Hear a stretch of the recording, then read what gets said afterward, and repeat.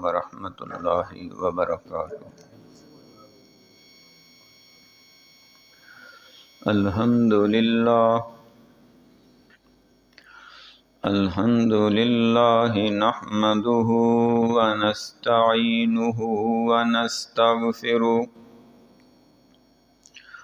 ونعوذ باللہ من شرور انفسنا ومن سیئات اعمالنا، من يهده الله فلا مضل له ومن يضلله فلا هادي له، ونشهد أن لا إله إلا الله وحده لا شريك له، ونشهد أن محمدا عبده ورسوله صلی اللہ علیہ وعلى آلہ وأصحابہ وأہل بیتہ وسلم۔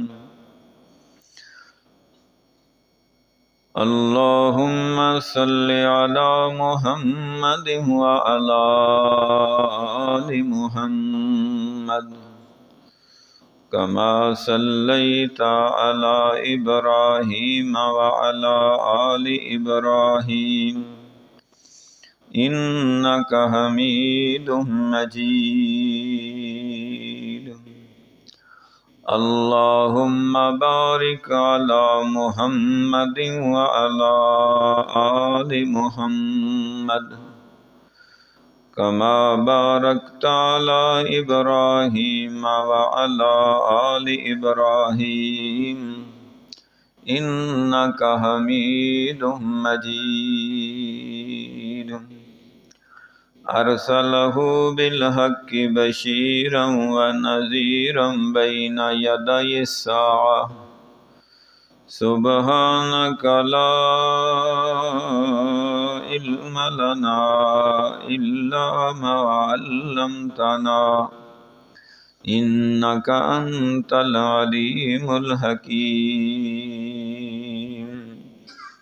رب اشرح لی صدری ویسر لی امری واحلل عقدۃ من لسانی یفقہوا قولی، رب زدنی علما وحلما وحکما۔ اما بعد فإن احسن الحدیث کتاب اللہ وخیر الہدی ہدی محمد صلی اللہ علیہ وسلم وشر الامور محدثاتها وکل محدثۃ بدعہ وکل بدعۃ ضلالہ وکل ضلالۃ فی النار۔ قل رب اعوذ بک من همزات الشیاطین واعوذ بک رب ان یحضرون۔ اعوذ باللہ السمیع العلیم من الشیطان الرجیم من حمزہ ونفخہ ونفثہ، بسم اللہ الرحمن الرحیم۔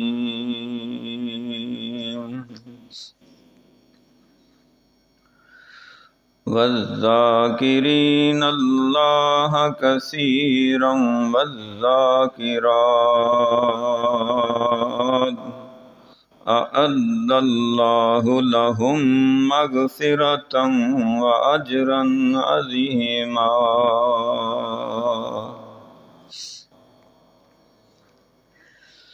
اللہ سبحانہ و تعالی کے پسندیدہ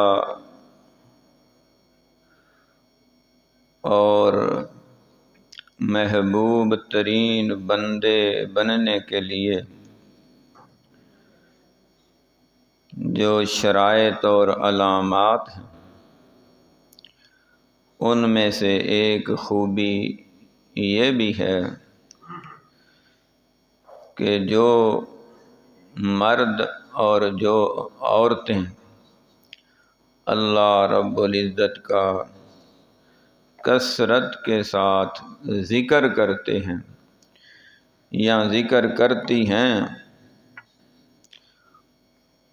ان کے لیے اللہ تعالیٰ نے پیشگی معافی کا اعلان فرمایا، اور ان کے لیے اجر عظیم بھی ہے، بعد از وفات درجات کی بلندی بھی ہے۔ ذاکرین ذاکرات آج کا موضوع ہے، تو ان ذاکرین اور ذاکرات سے مراد وہ ذاکر ہیں جو اللہ کا ذکر کرتے ہیں، کیونکہ قرآن مجید میں اللہ سبحانہ و تعالیٰ نے اپنا نام اسم جلالہ اسم مبارک ساتھ شامل کیا، وَالذَّاکِرِینَ اللہ کثیرا وَالذَّاکِرات۔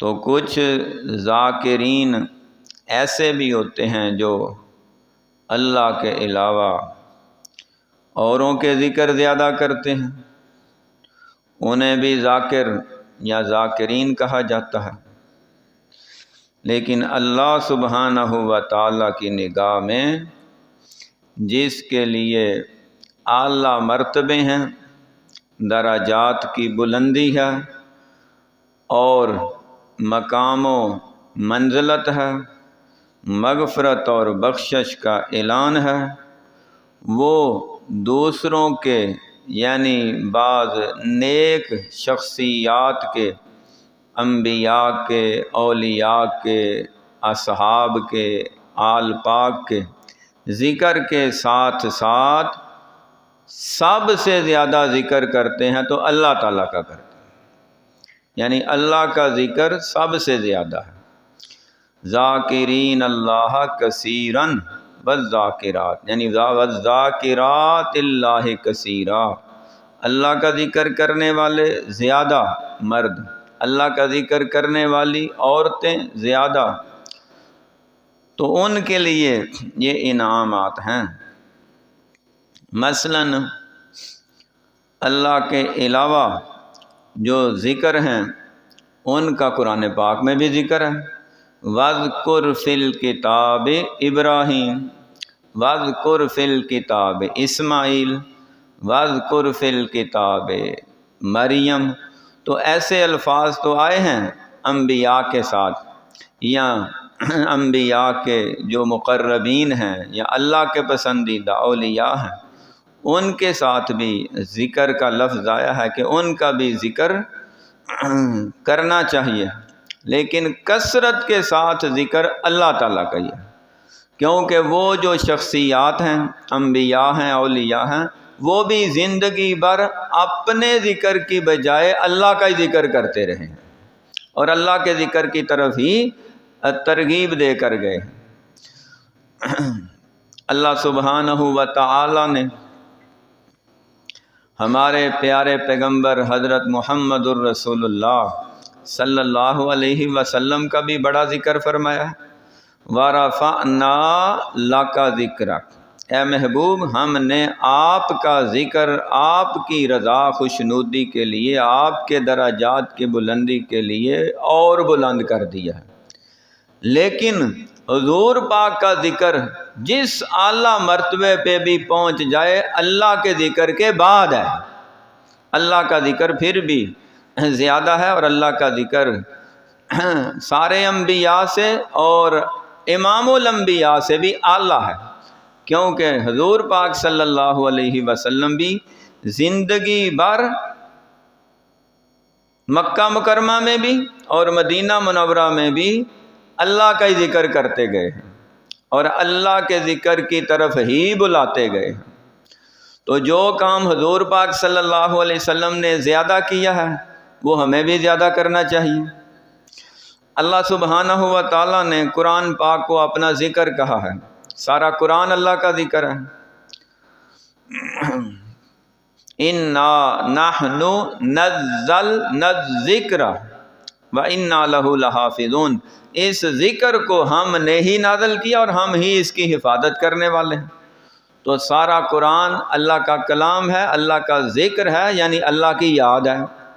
تو اللہ سبحانہ و تعالیٰ کا ذکر سے مراد یہ ہے کہ اللہ تعالیٰ کی طرف توجہ رہے، اللہ تعالیٰ سے رابطہ رہے، اللہ تعالیٰ سے بندے کا کنیکشن جڑا رہے۔ اور جب اللہ کے ذکر میں رہتا ہے، اللہ کی یاد میں رہتا ہے، اللہ تعالیٰ کی باتوں میں رہتا ہے، اللہ کے کلام میں رہتا ہے، تو اس کا سب سے بڑا فائدہ یہ ہوتا ہے کہ بندہ گناہوں سے بچ جاتا ہے۔ جس وقت ہم اللہ کے ذکر میں ہوتے ہیں اس وقت ہم کوئی برا کام تو کر نہیں سکتے۔ تو ذکر کا سب سے بڑا فائدہ یہ ہے کہ شیطان بندے سے دور ہو جاتا ہے۔ اور دوسرا فائدہ، نبی پاک صلی اللہ علیہ وسلم کی حدیث میں بھی بڑے فوائد بیان ہوئے ہیں۔ اللہ تعالیٰ نے جو فائدہ ذکر کیا نا اس ذکر کا، فرمایا وہ تمہارے دل کو اطمینان اور سکون مل جاتا ہے۔ کتنی بھی ٹینشنیں ہوں، پریشانیاں ہوں، مصیبتیں ہوں، بہت سی آزمائشیں ہوں، جب تم اللہ کے ذکر میں لگ جاتے ہو اور مسلسل ذکر کرتے رہتے ہو تو اللہ تعالیٰ تمہاری پریشانیاں، مصیبتیں، بیماریاں، جسمانی تکلیفیں آہستہ آہستہ دور کرتے کرتے ختم ہی فرما دیتے، کیونکہ اللہ کے ذکر میں اطمینان ہے۔ الا بذکر اللہ تطمئن القلوب، دلوں کو اطمینان ملتا ہے، ذہن کو سکون ملتا ہے، طبیعت کو، مزاج کو ٹھہراؤ ملتا ہے، اور ہر طرح کی مصیبت اور پریشانی سے امن و سکون ملتا ہے تو اللہ کی یاد میں ملتا ہے، اللہ کے ذکر میں ملتا ہے۔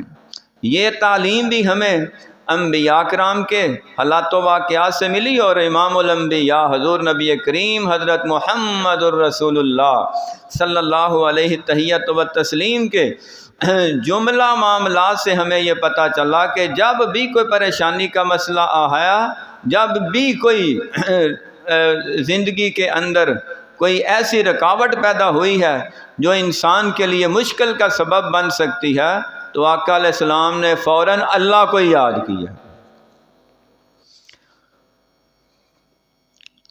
اس لیے ایک حدیث میں حضور پاک صلی اللہ علیہ وسلم نے ارشاد فرمایا کہ اللہ تعالیٰ نے مجھے بتایا ہے، یعنی اس حدیث کو حدیث قدسی کہا جاتا ہے کہ الفاظ پیغمبر علیہ السلام کے ہوتے ہیں اور وحی اللہ کی طرف سے ہوتے ہیں۔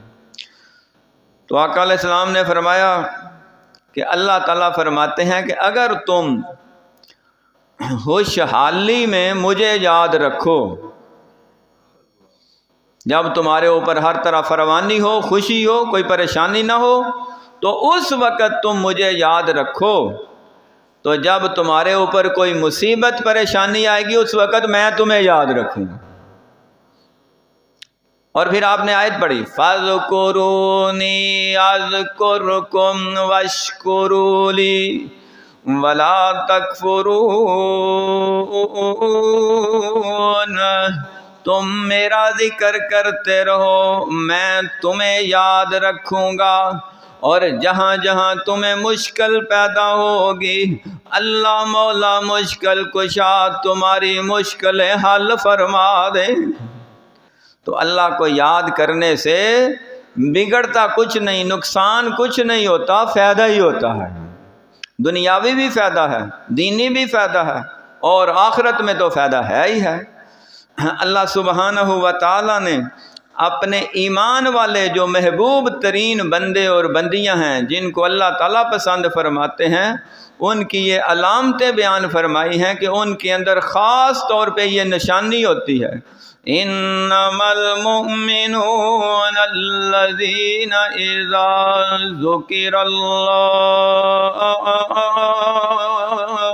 اذا ذکر اللہ وجلت قلوبہم وَإِذَا تُلِيَتْ عَلَيْهِمْ آيَاتُهُ زَادَتْهُمْ إِيمَانًا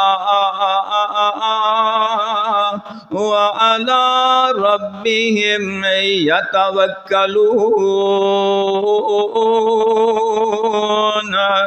ایمان والے اللہ کے پسندیدہ محبوب ترین بندے اور بندیاں، ان کی نشانی یہ ہے اذا ذکر اللہ، جب اللہ کا ذکر ہوتا ہے، اللہ کا نام لیا جاتا ہے، اللہ کی باتیں ہوتی ہیں، وجلت قلوبہم، ان کے دل کانپ اٹھتے ہیں، ڈر جاتے ہیں، اتنی اللہ ہستی اور ہم گناہگار، اگر ہم نے اللہ کا نام لیا، اللہ تعالیٰ سے کوئی دعا کی، اللہ کی عبادت کی، کہیں اللہ تعالیٰ رد ہی نہ فرما دے، اس بات سے ڈرتے رہتے ہیں کہ یا اللہ جو بھی ہم تیری عبادت کرتے ہیں، دعا استغفار کرتے ہیں، قبول فرما لے، اور اگر اللہ نے ریجیکٹ کر دیا، رد کر دیا، دروازے سے در سے ہٹا دیا، تو اس سے بڑا بے نصیب کوئی نہیں ہو سکتا۔ وہ جب بھی اللہ کو پکارتے ہیں اس امید اور یقین سے پکارتے ہیں کہ اللہ تعالی ہماری سنے گا اور قبول فرمائے گا، کیونکہ وہی سننے والا، وہی قبول فرمانے والا۔ اور ان کی نشانی کیا ہے؟ وَإِذَا تُلِيَتْ عَلَيْهِمْ آيَاتُهُ زَادَتْهُمْ إِيمَانًا، جب اللہ تعالیٰ کی آیتیں تلاوت، آیتیں قرآن کی آیتیں پڑھی جاتی ہیں، ان کا ایمان اور بڑھ جاتا ہے، ان کا دل چاہتا ہے کہ ہم آیتیں پڑھتے جائیں، سنتے جائیں، اور یہ ذکر چلتا چلتا زندگی کا خاتمہ ہو جائے، لیکن اللہ کے ذکر کا اختتام نہ ہو۔ ایمان اتنا بڑھ جاتا ہے، تو پھر سوچ پیدا ہوتی ہے کہ اگر ہم اللہ کے ذکر میں رہے، تلاوت میں رہے، آیتیں پڑھتے رہے اور سنتے رہے، قرآن ہی پڑھتے اور پڑھاتے اور سنتے سناتے رہے، تو دنیا کا نظام کیسے چلے گا؟ گھر کا راشن کیسے چلے گا؟ روٹی پانی کیسے چلے گا؟ کھانا پینا کیسے چلے گا؟ کاروبار کون کرے گا؟ اس وقت جب یہ شیطان ان کے دل میں بات اٹھاتا ہے، تو وہ کہتے ہیں چھوڑو ساری باتوں کو، اللہ کے ذکر میں جو لذت ہے دنیا کے کاموں میں ہے ہی نہیں ہے، دنیا کے کاموں کا کیا بنے گا؟ وَعَلَىٰ رَبِّهِمْ يَتَوَكَّلُونَ، ان سارے دنیاوی کاموں کو اللہ کی سپرد کر کے یہ یقین رکھتے ہیں، جی بھر کے رج کے عبادت کر لیں، جو وقت بچ جائے گا اس میں دنیا کا کوئی کما لیں گے، اللہ اس میں سارا نظام ہی چلا دیں گے۔ وہ زیادہ وقت اللہ تعالیٰ کو دیتے ہیں، اللہ کے عبادت میں دیتے ہیں، اللہ کی ریاضت میں، اللہ کے ذکر میں ہوتے ہیں، تو اللہ تعالیٰ جو تھوڑا وقت دنیاوی، اللہ تعالیٰ اس تھوڑے وقت میں برکت ہی ڈال دیتے ہیں، اور جو اللہ کا ذکر نہیں کرتے وہ اوور ٹائم بھی لگاتے ہیں، پوری پھر بھی نہیں پڑتی، اتنے زیادہ ان کی جناب تنائیں ہوتی ہیں، اتنے زیادہ مارجن ہوتے ہیں، ادھر سے بھی لے رہے ہیں، ادھر سے بھی لے رہے ہیں، پھر اس میں رشوتیں اور اکٹھی ہو جاتی ہیں، دھوکہ فراڈ اور زیادہ ہو جاتا ہے، لیکن قرضہ پھر سر پہ چڑھا ہوتا ہے، کیونکہ پوری نہیں پڑتی، پوری اس وقت پڑتی ہے جب اللہ تعالیٰ سے رابطہ ہو، اس کے حکموں پہ عمل ہو، اللہ کا ذکر ہو، عبادت ہو، اللہ تھوڑے میں زیادہ کام بنا دیتے ہیں۔ حق کا حلال کا ہونا چاہیے، عبادت کے وقت عبادت ہو، اور عبادت کے علاوہ جو ٹائم بچ جائے وہ بھی زیادہ وقت اللہ کی یاد میں گزارتے ہیں۔ یہ کہاں لکھا ہے؟ یہ بھی اللہ کے قرآن میں ہی لکھا ہے۔ اللہ سبحانہ و تعالیٰ نے فرمایا میدان جنگ ہو، اے محبوب پیغمبر جناب محمد الرسول اللہ صلی اللہ علیہ وآلہ وسلم، کافروں سے لڑائی ہو، اس دوران کافر اس قدر شدید حملہ کر دیں کہ آپ کو نماز پڑھنے کی فرصت بھی نہ ملے، تو آپ نے کیا کرنا ہے؟ اشارے سے نماز پڑھ لیں۔ 4 رکعتوں کی بجائے حدیث پاک میں آیا 1 رکعت ہی پڑھ لیں، اور یہ صلاۃ الخوف اس کو کہتے ہیں۔ 1 رکعت کا وقت نہیں ہے تو لڑائی بھی کرتے رہیں اور نماز بھی پڑھتے رہیں۔ نماز کیسے؟ منہ سے الفاظ دہراتے رہیں اور دشمن سے جہاد کرتے رہیں۔ نماز کا وقت ہو جائے تو آپ باواز بلند امام ہیں، جرنیل ہیں، لیڈر ہیں، رہنما ہیں، آپ آگے ہیں اور ساری فوج پیچھے ہے، تو آپ اللہ اکبر کہہ کے امامت کرائیں، گھوڑے پہ سوار ہوں، پیچھے بھی وہ سواریوں پہ ہیں، آپ ان کو نماز پڑھاتے جائیں، یہ پڑھتے جائیں، اللہ تعالیٰ نماز بھی قبول فرما لیں گے، فتح بھی عطا فرما دیں۔ اور ایسے ہوتا رہا۔ فرمایا جب تم نماز پوری کر لو اور جب جنگ جیت جاؤ اور جب تم بالکل امن میں آ جاؤ تو پھر کیا کرنا ہے؟ پھر دنیاوی کاموں میں زیادہ وقت دینا ہے؟ نہیں۔ فَإِذَا قَضَيْتُمُ الصَّلَاةَ،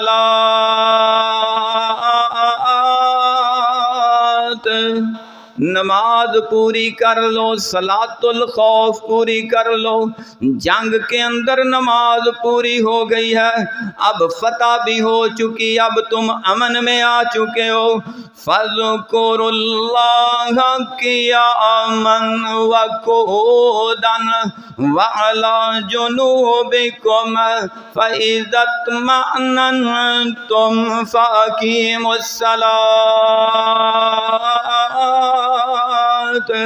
إِنَّ الصَّلَاةَ كَانَتْ عَلَى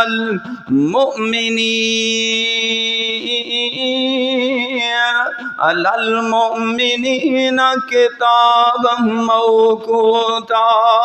جب امن ہو جائے، جنگ ختم ہو جائے، تو اے محمد الرسول اللہ صلی اللہ علیہ وسلم ان کو وقت پر نماز پڑھائیں، 5 وقت 5 اوقات میں نماز پڑھائیں، کیونکہ وقت پر نماز پڑھنا ہم نے مومنوں پہ فرض ہی کر دیا، کسی کو کوئی چھٹی نہیں ہے۔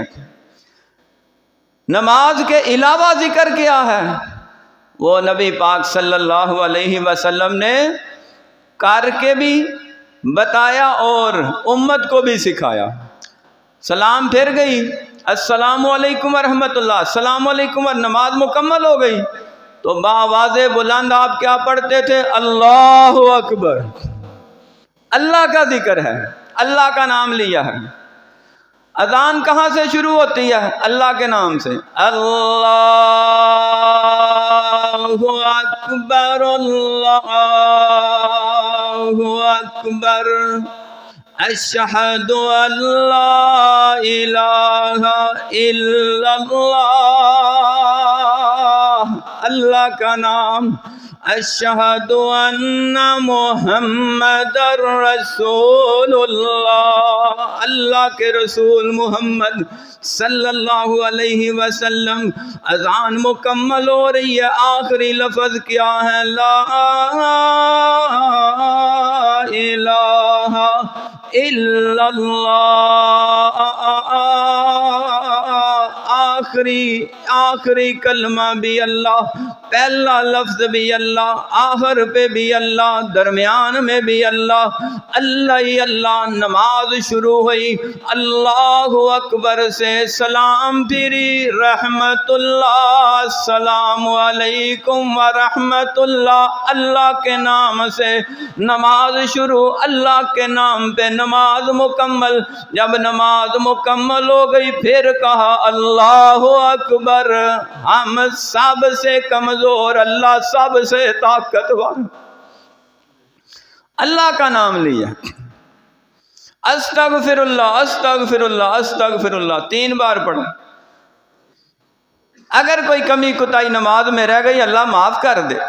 پھر اللہ کا نام، بار بار دعائیں پڑھی، اللہم انت السلام منک السلام، دعائیں پڑھی، بار بار اللہ کا نام، میں 33 بار سبحان اللہ الحمدللہ، اللہ اکبر، بار بار اللہ کا نام 100 پورا کرو، اللہ سبحانہ و تعالی زندگی بھر کے گناہ معاف فرما دے۔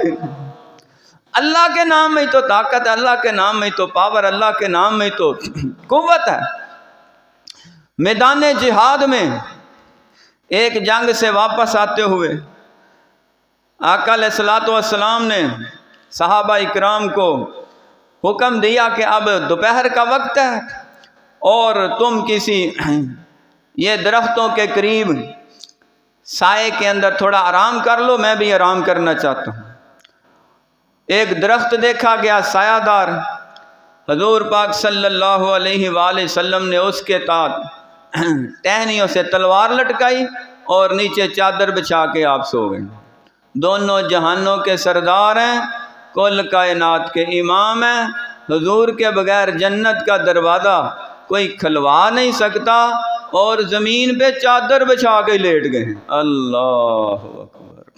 نہ کوئی جناب گدا ہے، نہ کوئی فوم ہے، نہ کوئی صوفہ ہے، نہ کوئی بیڈ ہے، اور نہ ہی کوئی تکیہ ہے، نہ کوئی سرانہ ہے۔ ایسے ہی سادگی میں زندگی گزاری۔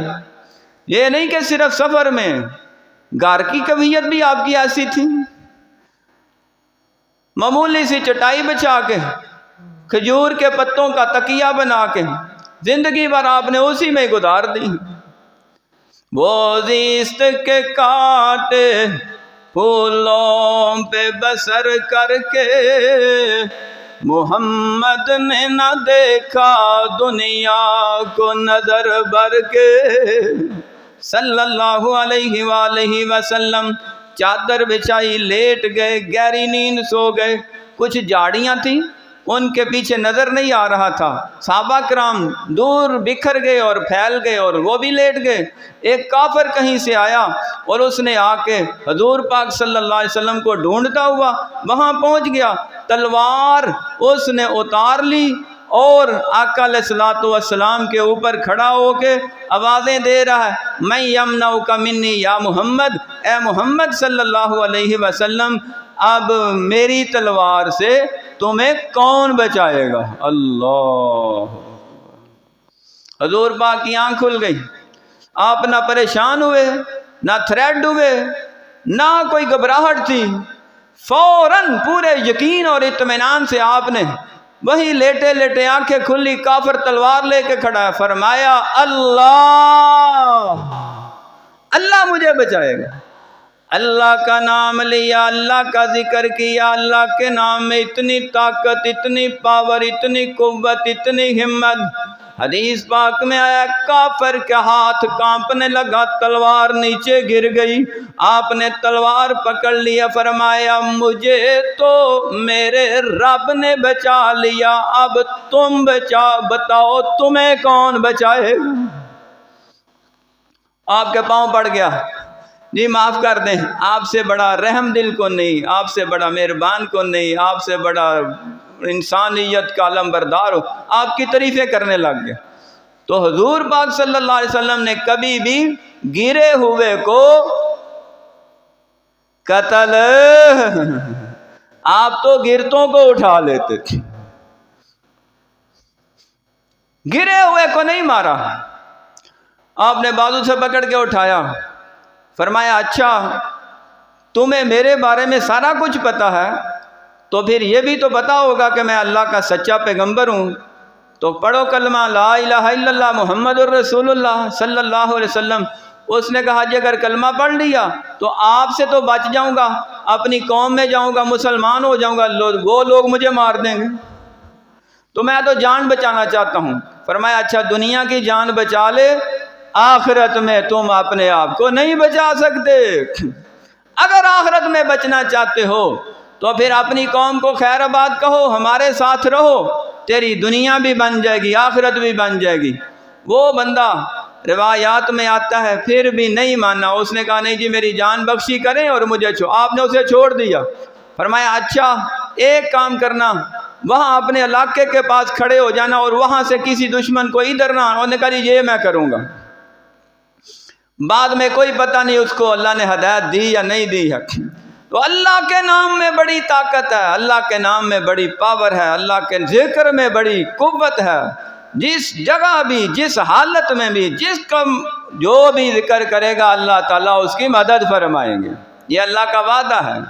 ہر دم اللہ اللہ کر، نور سے اپنا سینہ بھر، ہر دم اللہ اللہ کر، نور سے اپنا سینہ بھر، جیے تو اس کا ہو کر جی، مرے تو اس کا ہو کر مر، ہر دم اللہ اللہ کر، نور سے اپنا سینہ بھر، جیے تو اس کا ہو کر جی، مرے تو اس کا ہو کر مر، بخشے سب کے وہی گناہ، شرط ہے استغفار بھی کر، بخشے سب کے وہی گناہ، شرط ہے استغفار بھی کر، ہم سب منگتے وہ ہے عطا کرنے والا، اسی سے مانگ شرم نہ کر، ہر دم اللہ اللہ کر، نور سے اپنا سینہ بھر، جیے تو اس کا ہو کر جی، مرے تو اس کا ہو کر مر، قل ان صلاتی ونسکی ومحیای ومماتی للہ رب العالمین لا شریک لہ لا شریک لہ وبذالک امرت وانا اول المسلمین۔ اللہ کا ذکر یہ ہے کہ تم اللہ کی توحید کا اعلان کرو، ہر طرح کے شرک سے نفرت کا اظہار کرو، رب تعالیٰ تمہیں اپنے ایماندار بندوں میں شامل فرما لے۔ اللہ کا ذکر زیادہ کرنے والے، اللہ کو یاد زیادہ کرنے والیاں، ان کی شان اور عظمت اور کیفیت اور حالت یہ ہے، اٹھتے بیٹھتے اللہ کو یاد، چلتے پھرتے اللہ کو یاد کرتے ہیں۔ نبی پاک صلی اللہ علیہ وآلہ وسلم کے بارے میں اماں جی عائشہ صدیقہ طیبہ طاہرہ فرماتی ہیں، حضور یذکر اللہ علی کل احیانہ، ہر وقت اللہ کے ذکر میں رہتے تھے، الا الخلاء، سوائے بیت الخلاء کے۔ جب بیت الخلاء سے باہر آتے تو آپ پڑھتے غفرانک، اور بھی دعا غفرانک، یا باری تعالیٰ مجھے بخشش چاہیے، تیری مغفرت چاہیے۔ تو آقا علیہ السلام کس بات کی بخشش مانگتے تھے؟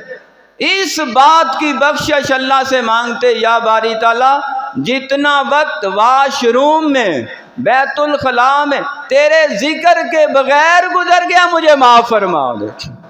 اللہ اکبر۔ اور ہم اپنی کیفیت دیکھیں، ہمیں بڑی امید ہے کہ آقا علیہ السلام ہماری سفارش کریں گے، انشاءاللہ ضرور کریں گے، لیکن ہمیں ان کے نقش قدم پہ بھی تو چلنا چاہیے۔ ہم اللہ کا ذکر کتنا کرتے ہیں؟ ہم اللہ کو کس قدر یاد کرتے ہیں؟ ہمیں اللہ سبحانہ و تعالیٰ کے ساتھ کس قدر تعلق اور رابطہ رکھنا چاہیے؟ اللہ سبحانہ و تعالیٰ نے فرمایا بڑا عظیم عمل ہے حج کرنا، اللہ سب کو نصیب فرمائے، اللہ سب کے نصیب میں فرمائے۔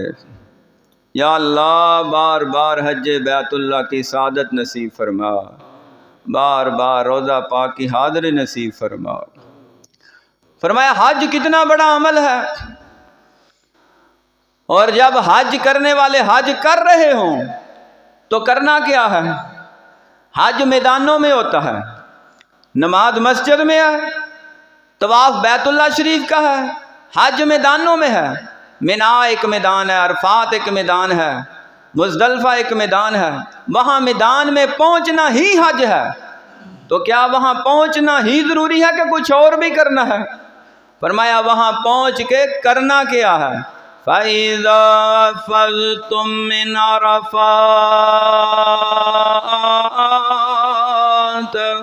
فَإِذَا أَفَضْتُم مِّنْ عَرَفَاتٍ فَاذْكُرُوا اللَّهَ عِندَ الْمَشْعَرِ الْحَرَامِ وَاذْكُرُوهُ كَمَا هَدَاكُمْ وَإِن كُنتُم مِّن قَبْلِهِ لَمِنَ الضَّالِّينَ۔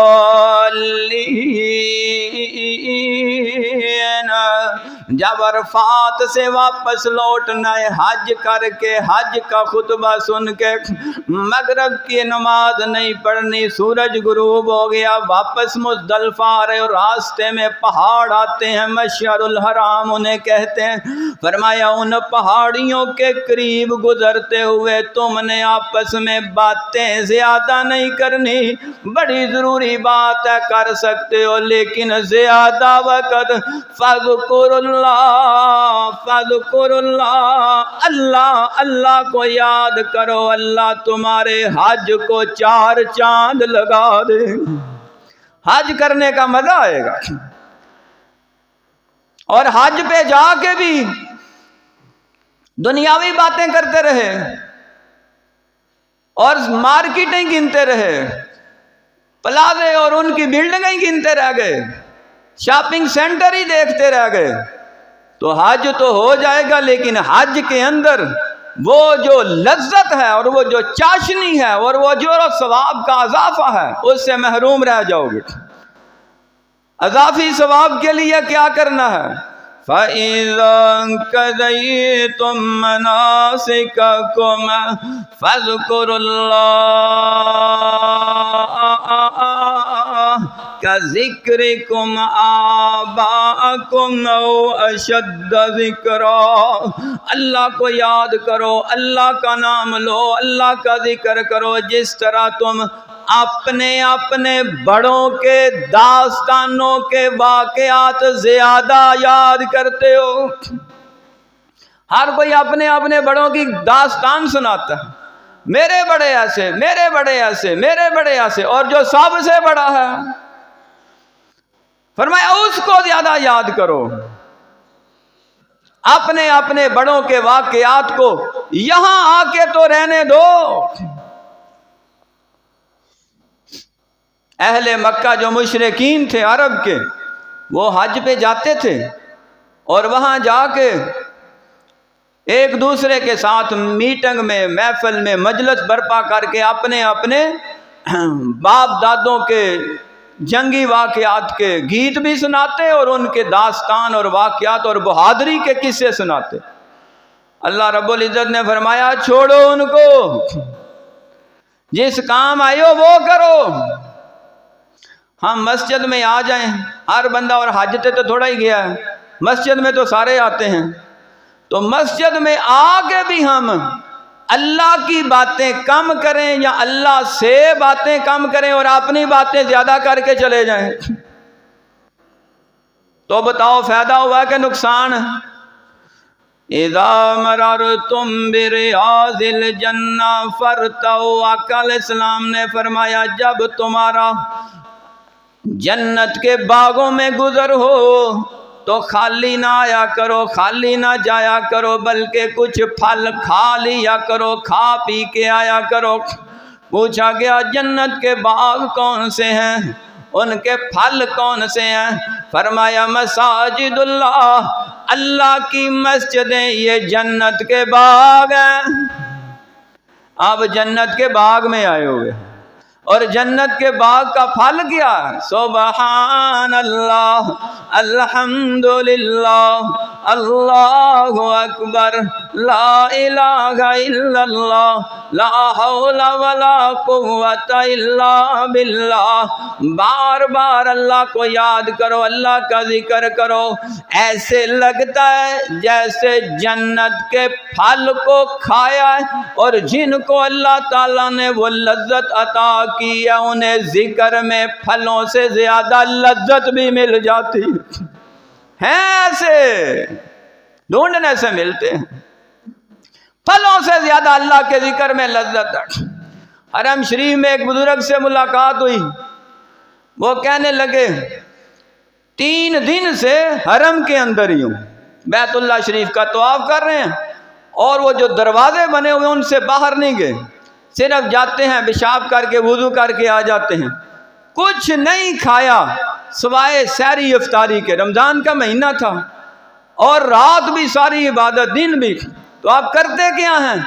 کہتے ہیں جب میں اس حرم کی حدود کے اندر بیت اللہ شریف کے ارد گرد اور ان دروازوں کے اندر رہتا ہوں، قسم ہے پیدا کرنے والے کی مجھے نہ بھوک لگتی ہے نہ پیاس لگتی ہے۔ اللہ کا ذکر ہے، یہ رجا بھی دیتا ہے، کھلا بھی دیتا ہے، پلا بھی دیتا ہے۔ باہر جاتا ہوں تو محسوس ہوتا ہے کہ بھوک لگی ہے۔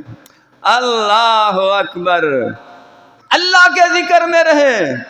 رمضان آ رہا ہے، روزہ رکھ کے اللہ کو زیادہ یاد کرنا ہے۔ روزہ رکھ کے تو دنیاوی باتیں کرنے سے آپ کو روزہ لگے گا، روزہ محسوس ہوگا، اور پتہ چل بھائی بڑی بھوک لگی ہے، بڑی پیاس لگی ہے، اب کمزور ہو رہے ہیں۔ اور اگر اللہ کی یاد میں لگ جائیں، اللہ تعالیٰ بھوک اور پیاس کا احساس ہی ختم کر دیتے ہیں۔ تلاوت زیادہ کریں، ذکر زیادہ کریں، اللہ کو یاد کریں، کیونکہ اللہ تعالیٰ نے ہمارے دنیاوی معاملات کا ذمہ لیا۔ ہمارا کام دنیا کے پیچھے دوڑنا نہیں ہے، بلکہ ہمارا کام ہے آخرت کی طلب کرنا۔ دنیا اللہ نے لکھ دی ہے، وہ ہر بندے کو اس کی قسمت کے مطابق مل رہی ہے۔ آخرت طلب کرنے سے ملتی ہے، محنت کرنے سے ملتی ہے۔ آخرت رب نے لکھی نہیں، وہ انسان کے ہاتھ میں دے دیا، اب تم جو چاہو کر لو۔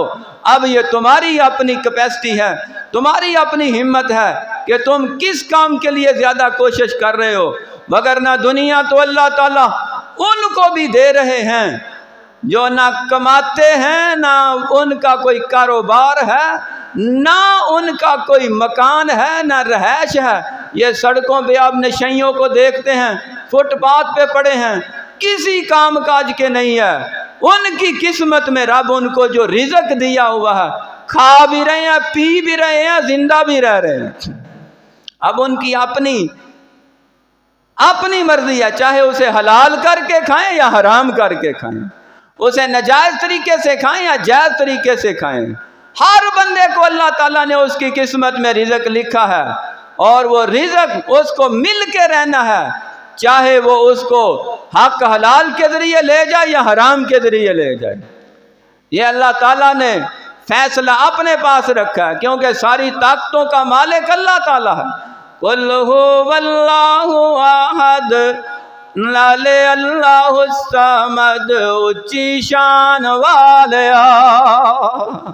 قل هو اللہ احد، لال اللہ الصمد، اونچی شان والیا۔ لم یلد لم یولد، نال کفوا احد، دو جہان والیا۔ ہر کسے دا نصیب تو بنایا ہے عجیب دین والیا۔ کوئی روٹی کولوں تنگ، کوئی موجاں مارے سنگ، کوئی روٹی کولوں تنگ، کوئی موجاں مارے سنگ، آزمان والیا۔ قل هو اللہ احد، لال اللہ الصمد، اونچی شان والیا۔ آؤ اللہ کی طرف پلٹ آئیں، اللہ کا ذکر زیادہ کریں، بات بات پہ اپنی میٹنگوں، محفلوں، مجلسوں میں اللہ سبحانہ و تعالیٰ کو یاد کریں، اللہ کے محبوب کا تذکرہ کریں، اولیاء اللہ کا تذکرہ کریں، اصحاب رسول اللہ کا تذکرہ کریں، اہل بیت اطہار کا تذکرہ زیادہ کریں، قرآن پاک کا تذکرہ زیادہ کریں، حدیث پاک کا تذکرہ زیادہ کریں، دینی معاملات کا تذکرہ زیادہ کریں۔ جب اللہ تعالیٰ کے نازل کردہ اس قرآن اور پیغمبر کا اسلام کے بیان کردہ فرمان کا ہم زیادہ ذکر کریں گے، اللہ سبحانہ و تعالی ہماری ٹینشنیں بھی ختم کر دیں گے، سارے مسائل ہی حل فرما دیں گے۔ یہ اللہ کا وعدہ ہے۔ اللہ سبحانہ و تعالی ہمیں اپنا ہی بنا کے رکھے اور اپنے پیغمبر علیہ السلام کا ہی بنا کے رکھے۔ درود شریف ایک ایسی طاقتور اور اعلیٰ ترین دعا ہے کہ جب ہم اللہ تعالیٰ سے گزارش کرتے ہیں تو اللہ سبحانہ و تعالیٰ کا بھی ذکر آ جاتا ہے اور حضور پاک کا بھی ذکر آ جاتا ہے، اللہ کا بھی ذکر ہے اور پیغمبر علیہ السلام کا بھی ذکر ہے۔ درود شریف زیادہ پڑھیں، اللہم صلی علی محمد وعلی آل محمد وبارک وسلم وصلی علیہ۔ جو نماز والا درود شریف وہ زیادہ نہیں پڑھ سکتا، وہ اتنا بھی پڑھ سکتا ہے، اللہم صلی علی محمد وعلی آل محمد، یہ بھی مکمل درود شریف ہے۔ اور اگر اضافہ کریں نماز والا پڑھیں تو اور اللہ درجے بلند کر دیتا ہے۔ تو کوئی ایسی محفل اور مجلس نہیں ہونی چاہیے، چاہے وہ گھریلو معاملات میں ہو، چاہے وہ کاروباری معاملات میں ہو، چاہے وہ سیاسی معاملات میں ہو، جس میں اللہ رسول کا تذکرہ نہ ہو۔ یاد رکھیں، جس محفل اور مجلس میں ہم اللہ رسول کا ذکر نہیں کرتے، وہ محفل اور مجلس اور وہ جگہ قیامت کے دن وبال جان بن جائے گی۔ حدیث پاک میں آیا ہے کہ ہر وہ محفل اور مجلس جس میں اللہ سبحانہ و تعالیٰ کو یاد کیا جاتا ہے، وہ تمہارے لیے بخشش کی علامت بن جاتی ہے، اور اگر تم نے وہاں اللہ کا ذکر نہیں کیا تو وہ محفل اور مجلس، وہ جگہ بھی اور جگہ والے بھی، وہ سارے تمہارے خلاف شکایت کر دیں۔ تو اٹھتے اور بیٹھتے، کوئی بھی حال ہو، کوئی بھی محفل ہو، بہانے سے ایک دفعہ اللہ کا نام ہی لے لیا کریں۔ وہ کیسے؟ یہ کام انشاءاللہ کل کریں گے۔ بھائی انشاءاللہ کہنے سے تو اللہ کا نام آ ہی گیا، تو انشاءاللہ سچی زبان سے کہنا ہے، دل میں ارادہ وہ نہیں اور بھائی دیکھی جائے گی، نہیں، انشاءاللہ زبان سے بھی پکا اور دل سے بھی پکا۔ اللہ سبحانہ و تعالی سنا سنایا اس پہ عمل کی توفیق عطا فرمائے، وما علیہ الا البلاغ۔